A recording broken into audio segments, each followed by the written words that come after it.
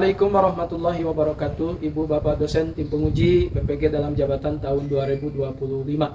Perkenalkan, nama saya Wanda, guru di Madrasah Sanawiyah Al-Intidham, Kecamatan Sukalarang, Kabupaten Sukabumi, Provinsi Jawa Barat. Sekaligus sebagai mahasiswa PPG di LPTK UIN Syarif Hidayatullah Jakarta dengan NIM 4124 0191 01285. Pada hari ini, Selasa tanggal 13 Mei 2025, akan melaksanakan praktek pembelajaran dalam rangka ujian kinerja PPG dalam jabatan BID 1 tahun 2025 di kelas 9 mata pelajaran Al-Quran Hadis dengan materi Semangat Menuntut Ilmu untuk Meraih Martabat Mulia. Demikian, selamat menyaksikan. Akhirul kalam, wassalamualaikum warahmatullahi wabarakatuh.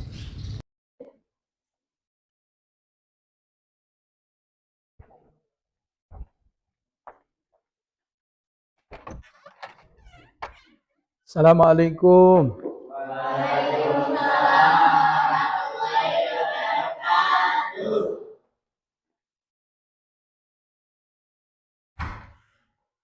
Bagaimana kabarnya anak-anak hari ini? Alhamdulillah baik, luar biasa. Allahu Akbar. Ya, alhamdulillah ya, baik semua. Mudah-mudahan hari ini kita diberikan kesehatan oleh Allah Subhanahu wa taala. Amin. Selanjutnya, sebelum dimulai, seperti biasa, mari kita sama-sama memohon berdoa kepada Allah Subhanahu wa taala. Semoga senantiasa hari ini diberikan kesehatan dan juga ilmu yang bermanfaat. Ya, pada hari ini yang akan dipimpin oleh siapa ketua kelasnya? Oh iya, Anissa, silakan untuk berdoa terlebih dahulu. Baiklah, kepada semua teman-teman, marilah kita baca doa dimulai. Bismillahirrahmanirrahim. Alhamdulillahirabbil alamin. Arrahmanirrahim. Maliki yaumiddin.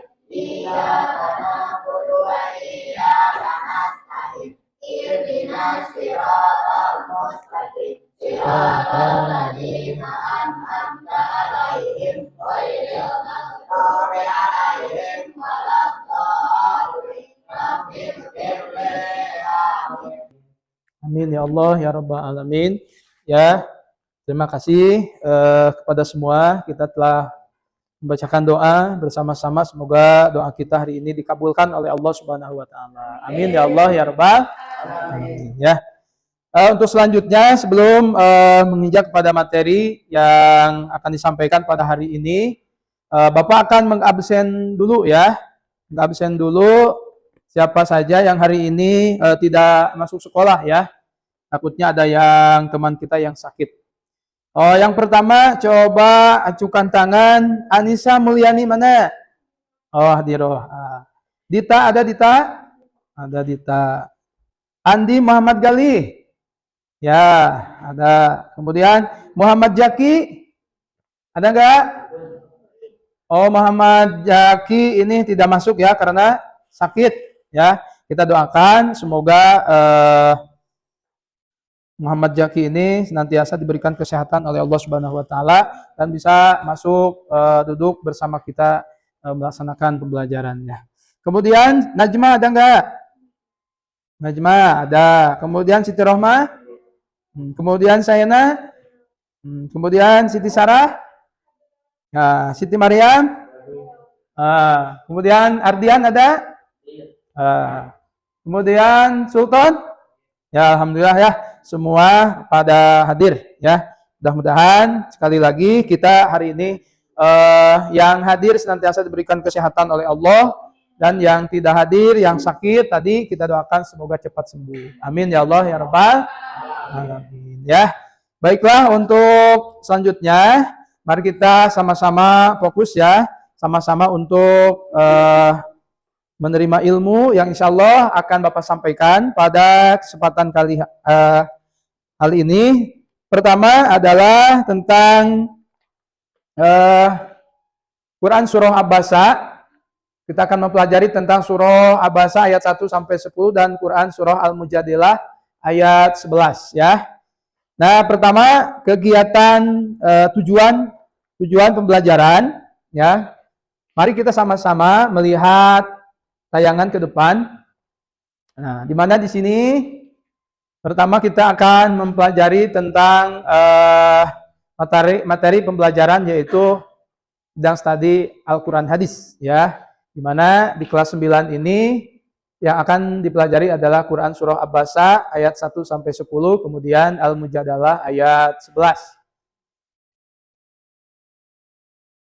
Nah, ini di bab 5 ini ya, di bab 5. Nah, sekarang perhatikan di sini pertama tujuan pembelajaran di mana kita mempelajari pertama kita akan belajar membaca Quran Surah Abasa dan Quran Surah Al-Mujadilah ayat 11 dengan tartil. Kemudian kalian nanti diharapkan setelah mempelajari tentang dua surat ini, nah kemudian nanti kalian harus bisa menjelaskan isi kandungan kedua surah ini ya, kedua ayat ini. Dan yang ketiga adalah meneladani nilai-nilai yang terkandung di dalam ayat kedua ini ya. Nah, baiklah, sekarang kita akan membaca Quran Surah Abasa ayat 1 sampai 10 ya. Diawali dengan ta'ud, kemudian Bapak akan membaca dahulu, kemudian diikuti oleh kalian bersama-sama ya. A'udzu billahi minasy syaithanir rajim. Silakan.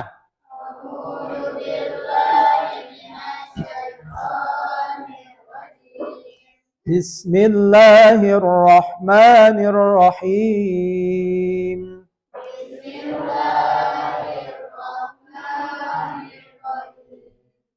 Abasa wa tawalla an ja'ahul a'ma wa ma yudrika la'allahu yazzakka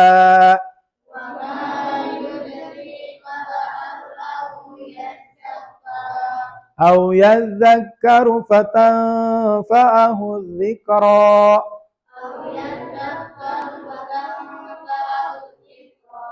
amma man istaghna fa'anta lahu tasadda wa ma 'alaika alla yazzakka wa amma man ja'aka yas'a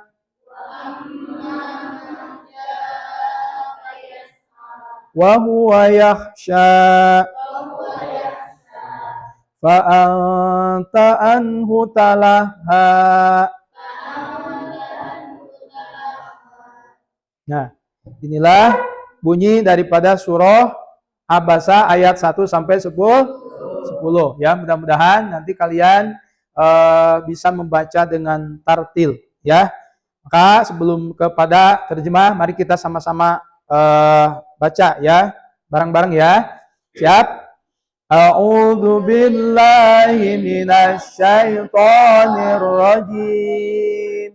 Bismillahirrahmanirrahim. Abasa wa tawalla an ja'ahul a'ma wa ma yudrika la'allahu yazzakka aw yadhakkaru fatanfa'ahu dzikra amma man istaghna fa'anta lahu tasadda wa ma 'alaika alla yazzakka wa amma man ja'aka yas'a wa huwa yakhsha fa anta anhu talaha. Ya, itu demikian bacaan daripada Quran surah Abasa ayat 1 sampai 10. Coba kalian di sini siapa yang bisa membaca seperti yang Bapak barusan baca? Silakan. Coba Siti Nurrohmah, Siti Rohmah. Coba silakan dibaca. Suaranya keluarin. أعوذ بالله من الشيطان الرجيم بسم الله الرحمن الرحيم عبس وتولى أن جاءه الأعمى وما يدريك لعله يزكى أو يذكر فتنفعه الذكرى أما من استغنى فأنت له تصدى وما عليك ألا يزكى وأما من جاءك يسعى فهو يخشى فأنت عنه تلهى. Ya, terima kasih ya atas bacaannya. Alhamdulillah, bacaannya bagus ya, sesuai dengan makhorijul huruf dan juga tajwid. Sekarang kita akan mempelajari tentang terjemahnya ya. Terjemah yang pertama adalah abasa wa tawalla. Ini terjemahnya dia Nabi Muhammad berwajah masam dan berpaling. Kemudian yang kedua, ayat kedua, karena seorang tunanetra, yang dimaksud adalah Abdullah bin Ummi Maktum, telah datang kepadanya. Ayat ketiga, tahukah engkau Nabi Muhammad boleh jadi dia ingin menyucikan dirinya dari dosa. Yang keempat, ayat keempat, atau dia ingin mendapatkan pengajaran sehingga pengajaran itu bermanfaat baginya. Ayat kelima, adapun orang yang merasa dirinya serba cukup, para yang dimaksud adalah para pembesar Quraisy. Ayat ke-6, engkau Nabi Muhammad memberi perhatian kepadanya. Ayat ke-7, padahal tidak ada celah atasmu kalau dia tidak menyucikan diri beriman. Ayat 8, adapun orang yang datang kepadamu dengan bersegera untuk mendapatkan pengajaran. Ayat ke-9, sedangkan dia takut kepada Allah. Ayat ke-10, malah engkau Nabi Muhammad abaikan. Ya, jadi ini adalah terjemah daripada ayat 1 sampai 10 ya. Nah, kemudian selanjutnya, nah ini adalah isi kandungan Quran surah Abasa ayat 1, 3, kemudian 4, 6, kemudian 6 sampai 10 ya. Perlu diketahui bahwa salah satu asbabun nuzul, sebab daripada turunnya surah Abasa ini antara lain yaitu bahwa Nabi Muhammad SAW ini adalah mendapatkan teguran dari Allah Subhanahu wa taala ya, yang saat itu Nabi Muhammad SAW sedang menyampaikan dakwah di depan pemuka kafir Quraisy, maka datanglah seorang sahabat yang bernama siapa? Ya, Abdullah bin Ummi Maktum, dengan kondisi beliau dengan kondisi ya buta ya, dengan kondisi tidak bisa melihat, kemudian masuk ke dalam majelisnya Rasulullah. Sementara Rasulullah sedang menyampaikan ilmu. Maka Rasulullah saat itu merasa tidak senang. Maka berubahlah raut muka Nabi menjadi cemberut ya. Maka saat itu Allah tegur Nabi Muhammad SAW dengan diturunkannya surat Abasa. Yaitu ya, itu merupakan salah satu asbabun nuzul, sebab mengapa surah Abasa ini diturunkan. Ya, itu sekilas ya. Kemudian isi kandungan dari per ayat ya. Pertama ayat 1. Nah, ini tadi ada kalimat abasa wa tawalla ya. Bahwa Nabi Muhammad SAW memandang Abdullah bin Ummi Maktum dengan tatapan yang tidak senang. Jadi mukanya berubah menjadi muka cemberut. Nah, kemudian ayat kedua menjelaskan Abdullah adalah seorang yang buta sehingga tidak melihat kesibukan Nabi Muhammad SAW yang sedang berdiskusi dengan tokoh musyrikin Quraisy saat itu ya. Jadi Nabi sedang enak-enaknya berdiskusi menyampaikan ilmu, ternyata diganggu oleh Abdullah bin Ummi Maktum ya, sehingga Nabi saat itu tidak senang ya. Kemudian ayat ketiga menjelaskan Allah Subhanahu wa taala ini menegur Nabi karena telah mengacuhkan Abdullah yang juga membutuhkan Nabi dan ingin membersihkan dirinya dari perbuatan dosa. Itu ayat 1, 3. Kemudian ayat keempat Nah, seandainya Nabi Muhammad mengetahui bahwa Abdullah ingin belajar tentang Islam, hal itu tentu membawa manfaat yang lebih besar untuk Abdullah. Jadi itu Nabi mengetahui bahwa Abdullah ingin belajar, ya. Ini tentang Islam. Hal itu tentu membawa manfaat yang lebih besar untuk Abdullah. Ayat kelima, ini ada lafaz istighna. Nah, ini merasa cukup ditujukan pada orang-orang kafir Quraisy. Cukup di sini maksudnya bahwa mereka merasa tidak memerlukan hidayah.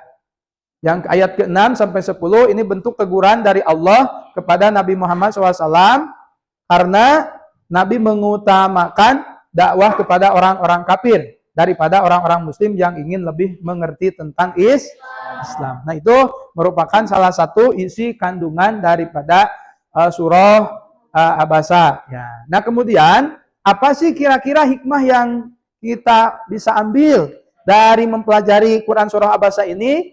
Nah, di antaranya di sini ada 5 hikmah yang kita dapat ambil. Di antaranya apa saja? Yang pertama adalah agar tidak berpaling dari orang yang ingin membersihkan jiwanya dari akhlak tercela. Jadi ini hikmah yang harus kita ambil. Jadi ketika ada seseorang yang ingin mensucikan diri, bertanya kepada kita, kita mampu untuk memberikan ilmu kepadanya, maka kita jangan berpaling seperti itu. Kemudian yang kedua, menyampaikan dakwah kepada orang yang ingin mendapatkan pengajaran tanpa membedakannya. Jadi kalau kita berdakwah kepada orang lain, jangan dilihat daripada golongan-golongannya. Selama kita mampu, selama orang tersebut kita membutuhkan ilmu kepada kita, maka tidak salah kita memberikan ilmu kepada mereka tanpa harus membedakannya. Kemudian yang ketiga, tidak terlalu berharap akan keislaman kaum kafir Quraisy. Karena Allah lah yang akan memberi petunjuk pada siapa yang dikehendakinya. Jadi intinya, hikmahnya, jadi kalau kita berdakwah kepada orang lain, yang utamanya kepada non-muslim, nah, maka kita jangan mempunyai keinginan yang sangat kuat bahwa orang tersebut harus masuk kepada agama kita. Ya, melainkan yang memberikan hidayah itu bukan kita, melainkan siapa? Allah Subhanahu wa Ta'ala. Ya, kemudian wajib menyampaikan peringatan kepada siapa saja, tidak pandang miskin, kaya, pejabat atau bawahan. Jadi kalau menyampaikan peringatan itu, kita jangan melihat ini mah orang kaya, ini mah orang miskin, sehingga kita membeda-bedakan. Tidak. Tapi selama selama kita mampu, selama ilmu kita punya, maka berdakwahlah tanpa harus melihat status sosial, miskin atau kaya. Yang kelima, menyambut baik orang yang datang, yang menginginkan pengetahuan dan pengajaran. Jadi kita harus mengutamakan adab, sopan santun, dan juga akhlak yang baik. Ketika ada orang lain datang membutuhkan ilmu, maka kita harus disambut dengan baik. Ini hikmah daripada Quran surah Abasa ayat 1 sampai 10, ya. Nah, kemudian untuk selanjutnya kita akan mempelajari untuk yang kedua adalah Quran surah Al-Mujadilah ayat 11, ya. Kita awali kembali dari bacaan ta'ud, ya. A'udzu billahi minasy syaithanir rajim.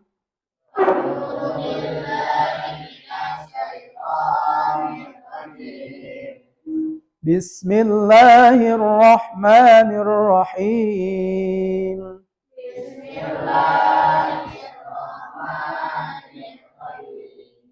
Ya ayyuhalladzina amanu idza qila lakum tafassahu fil majalis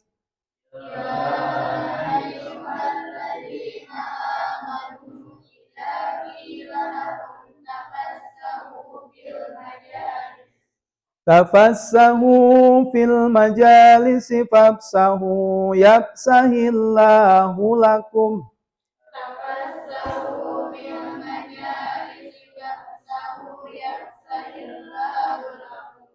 Wa idza qila suzu fansuzu.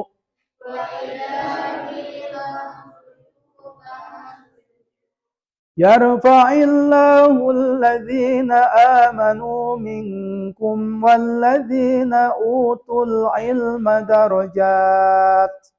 Yarfa'illahu alladhina amanu minkum walladhina utul ilma darajat. Wallahu bima ta'maluna khabir. Wallahu bima ta'maluna khabir. Artinya, hai orang-orang yang beriman, apabila dikatakan kepadamu, berlapang-lapanglah dalam majelis, maka lapangkanlah. Niscaya Allah akan memberi kelapangan untukmu. Dan apabila dikatakan, berdirilah kamu, maka berdirilah. Niscaya Allah akan meninggikan orang-orang yang beriman di antaramu dan orang-orang yang diberi ilmu pengetahuan beberapa derajat. Dan Allah Maha mengetahui apa yang kamu kerjakan. Nah, itu bunyi daripada Quran surah Al-Mujadilah ayat 11 beserta artinya. Nah, kemudian apa sih kandungan dari Quran surat Al-Mujadalah tersebut? Di antaranya di sini ada 4. Di antaranya yang pertama yaitu anjuran memberi kelapangan dalam majelis.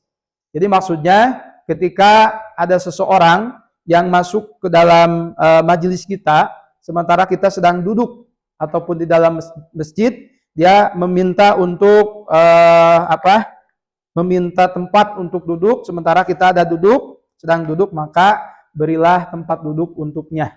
Ya, selama tempat tersebut bisa diduduki oleh teman kita ataupun siapapun. Ya. Kemudian yang kedua adalah menghargai ilmu dan ulama. Mengapa harus menghargai? Nah, karena ilmu itu adalah merupakan sebuah anugerah dari Allah Subhanahu wa Ta'ala yang mesti kita junjung tinggi. Nah, orang yang banyak ilmunya disebut adalah ulama. Nah, ulama juga harus dihargai, harus dimuliakan. Karena apa? Karena mereka adalah merupakan pewaris daripada nabi, para rasul. Ya, yang harus kita junjung tinggi, yang harus kita hormati dan muliakan. Karena kalau kita sudah memuliakan ulama, memuliakan guru-guru kita, maka sama dengan memuliakan siapa? Nabi Muhammad SAW. Yang ketiga, Allah meninggikan derajat orang yang beriman dan berilmu. Jadi mengapa kita harus menghargai ilmu dan ulama, kemudian kita harus memiliki ilmu? Karena dengan ilmu itu kita hidup akan mudah, akan mulia di sisi Allah Subhanahu wa Ta'ala. Ya, orang yang berilmu, ilmu juga disertai dengan iman dan takwa kepada Allah Subhanahu wa Ta'ala. Agar ilmu yang dimilikinya itu bermanfaat lebih, menjadi mendekatkan diri kepada Allah Subhanahu wa Ta'ala. Karena kalau hanya sebatas punya ilmu tanpa iman, banyak orang yang punya ilmu tapi tidak menghormati orang lain. Banyak orang yang berilmu tetapi tidak mau menghargai orang lain yang ada sifat sombong. Kenapa? Karena hanya sebatas ilmu saja tanpa didasari dengan iman. Maka ilmu harus disertai dengan iman disertai dengan ilmu. Ya, seperti itu. Kemudian yang keempat, Allah Subhanahu wa Ta'ala menegaskan bahwa Dia Maha mengetahui semua yang dikerjakan manusia tanpa ada yang tersembunyi.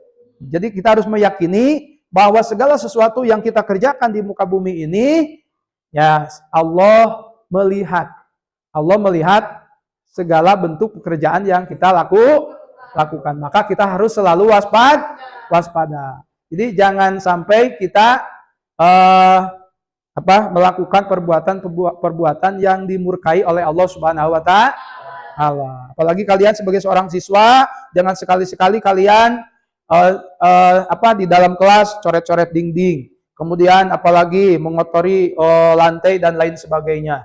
Ya, kalian menganggap tidak ada guru, ya, padahal Allah Maha mengetahui, ya, dimanapun, kapanpun, siang malam, tetap Allah akan memantau kita. Jadi wallahu, tadi ya, wallahu bima ta'maluna khabir. Jadi Allah mengetahui atas segala sesuatu yang kita kerja. Nah, itu ya. Jadi dua ayat ini yang kita pelajari. Hikmah dari surat Al-Mujadalah. Nah, kemudian adab dalam majelis ilmu, kemudian menjunjung tinggi ilmu dan iman, meningkatkan semangat menuntut ilmu untuk meraih derajat tinggi di sisi Allah. Jadi dengan mempelajari Quran surat Al-Mujadalah ini, kalian harus memiliki semangat yang tinggi dalam menuntut ilmu. Nah, selesai sudah bahasan yang Bapak sampaikan hari ini, yaitu Quran surah Al-Abasa ayat 1 sampai 10, kemudian Quran surah Al-Mujadilah ayat 11, ya. Nah, setelah menyimak tentang pemaparan yang barusan Bapak sampaikan, nah sekarang kita penugasan, ya. Nah, sekarang tugas yang Bapak akan berikan kepada kalian, silahkan semua di sini dibikin 3 kelompok, ya. Sudah ya? Dibikin kelompok. Nah, ini tugasnya ya. Kelompok 1, ini kelompok 2, ini kelompok 3, ya. Nah, tugas yang Bapak akan berikan, pertama ada yang tugas sifatnya di rumah. Nanti di sini kalian membaca surah Abasa 1 sampai 10 dan Quran surah Al-Mujadilah ini di rumah, dihafal ya. Jadi insya Allah minggu depan nanti di tugasnya nanti untuk di store hafalannya. Nah, adapun untuk tugas yang hari ini yang kita akan ataupun kalian kerjakan, yaitu diskusikan mengenai hal-hal yang berkaitan dengan kandungan Quran surah Abasa ayat 1 sampai 10, ya, dan surah Al-Mujadilah. Nah, tugasnya boleh nanti kalian sama-sama dengan kelompoknya masing-masing berempung, berdiskusi. Yang pertama, setelah kita mempelajari daripada Quran surah Abasa dan Mujadilah ini, pertama, mengapa Nabi Muhammad SAW ditegur oleh Allah? Ya, kalian nanti jabarkan. Nah, kemudian nanti jawab, kemudian berempung sama teman. Kemudian siapakah Abdullah bin Umi Maktum itu? Nah, kemudian untuk apakah Abdullah bin Umi Maktum datang menghadap Rasulullah?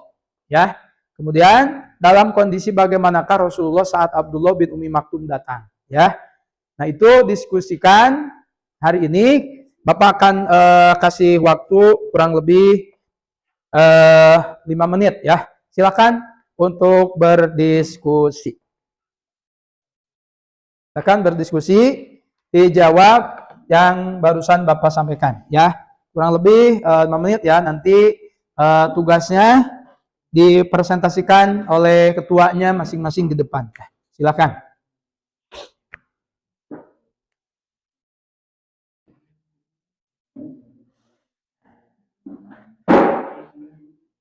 Silakan untuk Putra, silakan dikerjakan ya. Bapak, waktu 5 menit ya.